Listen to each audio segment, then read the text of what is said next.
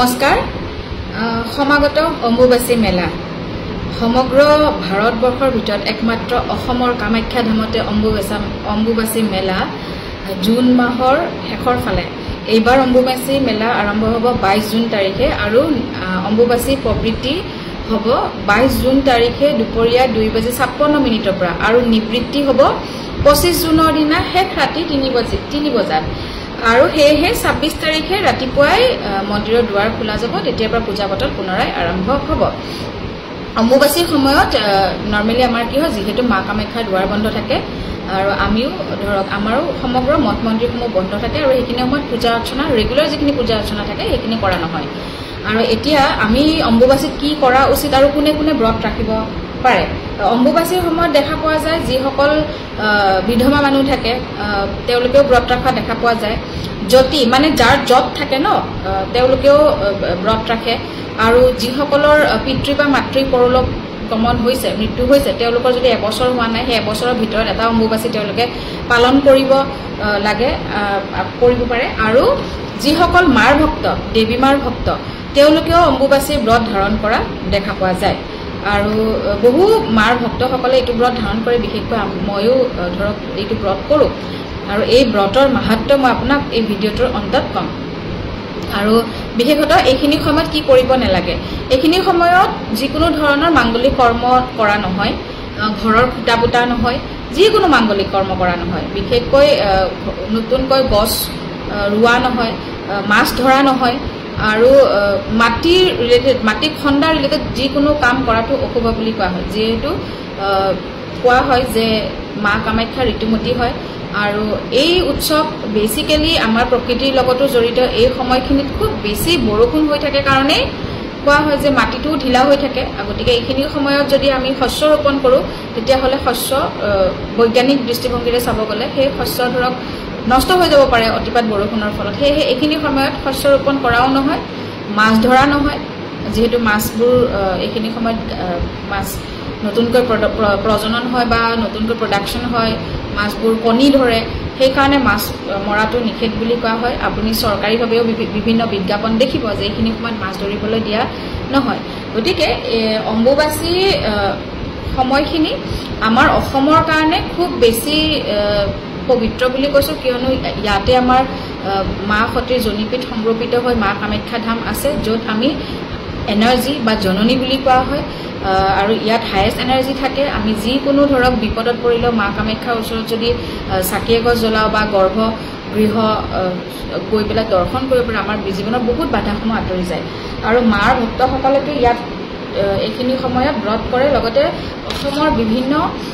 অসমৰ বুলি নহয় গোটেই ভাৰতবৰ্ষৰ দেশ বিদেশৰ পৰা বিভিন্ন সাধু সন্যাসী আহি এইখিনি সময়ত ইয়াত ভিৰ কৰেহি কোৱা হয় যে এইখিনি সময়ত যদি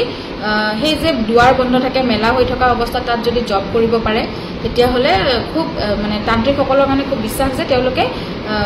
খুব সোনকালে ফল লাভ কৰিব সিদ্ধি লাভ হয় বুলি কোৱা হয় গতিকে যিসকলে মাৰ ভক্ত তেওঁলোকে এই ব্ৰত ধাৰণ কৰিব পাৰে মই বহু বছৰ আগতে সৰু থাকোঁতে বুলিয়ে ক'লেও ভুল নহয় বহু বছৰ আগতে মই এই ব্ৰত কৰিছিলোঁ আৰু সেই 3 বছৰ মই কণ্টিনিউৱাছলি ব্ৰত কৰি সেইখিনি সময়ত জীৱনত যিখিনি ধৰক বাধা বিঘিনি আহিছে তাক হেলা ৰঙে পাৰ হ'ব পাৰিছিলোঁ আৰু জীৱনত মানে এদিনতে দেখিব পৰা চেঞ্জেছ কিছুমান আহিছিল আৰু এতিয়া যোৱা বছৰো মই ব্ৰত কৰিছিলোঁ যোৱা বছৰ মই একেবাৰে ৰাতিপুৱা গৈ মাৰ দৰ্শন কৰি যিটো আমি কওঁ ন ভাত নোখোৱাকৈ যিটো ব্ৰত কৰে সেইটো ব্ৰত কৰিছিলোঁ 4 দিন মই একো ভাত পানী নোখোৱাকৈ ব্ৰত কৰিছিলোঁ গতিকে এই ব্ৰতৰ পিছত তাৰ ব্ৰত ভঙাৰ পিছত মই কেইদিনমান পিছত দৰ্শনো কৰিলোঁ কিন্তু সেই ব্ৰত ভাঙি উঠি দৰ্শন কৰাৰ মাজৰ সময়খিনিত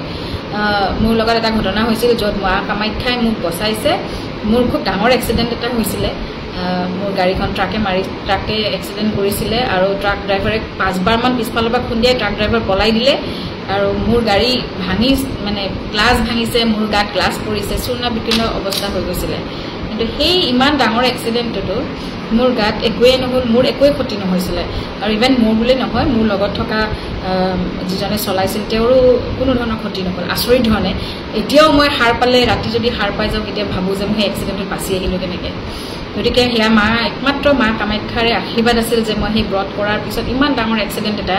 মোৰ হয়তো হ'বলগীয়া আছিল বা মোৰ লগৰজনেৰে কাৰোবাৰ হ'ব লগা আছিল যাৰ কাৰণে মাৰ আশীৰ্বাদত আমাৰ একোৱেই নহ'ল গতিকে মাৰ ব্ৰত ৰাখিলে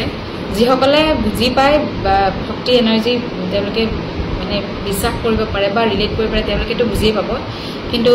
খুব বেছি এনাৰ্জি থাকে গতিকে যিসকলে মাৰ ভক্ত তেওঁলোকেও ব্ৰত কৰিব পাৰে খালি কেৱল মাত্ৰ চাব যাতে ব্ৰত কৰোঁতে আপোনাৰ নিজৰ শৰীৰৰ যিটো চিষ্টেম ন চাই ল'ব কাৰণ ব্ৰত কৰাৰ ফলত যাতে বেমাৰ আজাৰ নহয় এনেকুৱা নহয় যে আপুনি নোখোৱাকেই ব্ৰত কৰিব লাগিব যিখিনি ব্ৰতৰ কাৰণে থাকে যেনেকৈ জতি বা যাৰ জটা আছে বা যিসকলে ধৰক বিধৱা মানুহ বা সেইখিনি সময়ত পিৰিয়ডছ হোৱা মানুহ তেওঁলোকে ব্ৰত কৰিব লাগে বুলি কয় আৰু আগৰ দিনৰ মতে সিদ্ধপাক বস্তু খাব নাপায় বুলি কয় নতুনকৈ কুৱাৰ পৰা পানী উঠাব নালাগে কিন্তু আগতে যিহেতু কুৱা পুখুৰী আছিল গতিকে সদায় পানী সদায় উঠে আজিকালিতো আমাৰ সেইখিনি সময় বা সেনেকুৱা ধৰণৰ নহয় আমি যিহেতু পানী খাওঁতেও আমি কি বুলি কয় কিনি অনা পানীও খাব পাৰোঁ গতিকে সময় সলনি হৈছে কিন্তু মেইন হ'ল ডেডিকেশ্যনটো ব্ৰত যদি ৰাখে নিজৰ শৰীৰৰ অৱস্থা চাই পেলাই তাৰপিছত মাৰ আৰাধনা কৰক মা কামাখ্যাৰ নাম লওক মা কামাখ্যাৰ জপ কৰক সেই 4 দিনত আৰু একেবাৰে শেষৰ দিন আজি দিনত 26 তাৰিখে দুৱাৰ খুলিব আপুনিও আপোনাৰ ঘৰ ভালদৰে ধুই মচি মন্দিৰ গোসাঁই ঘৰ মচি নিজেও সৰ্বশুদ্ধিৰে গা ধুই বা গংগা জলৰে গা ধুই তাৰপিছত পুনৰাই আপোনাৰ পূজা অৰ্চনা আৰম্ভ কৰক মা কামাখ্যাৰ সকলোৰে ভাল কৰক মনৰ আশাবোৰ পূৰণ কৰক বিপদ বিঘিনিবোৰ নাশ কৰক আৰু এই অম্বুবাচী মেলাৰ পিছতে আশা কৰিম প্ৰাৰ্থনা কৰিম যাতে গোটেই ভাৰতবৰ্ষত ঘটি থকা বিভিন্ন অসূয়া অমংগল নাশ হওক আপোনালোকৰ সকলোৰে ভাল হওক জয় মা কামাখ্যা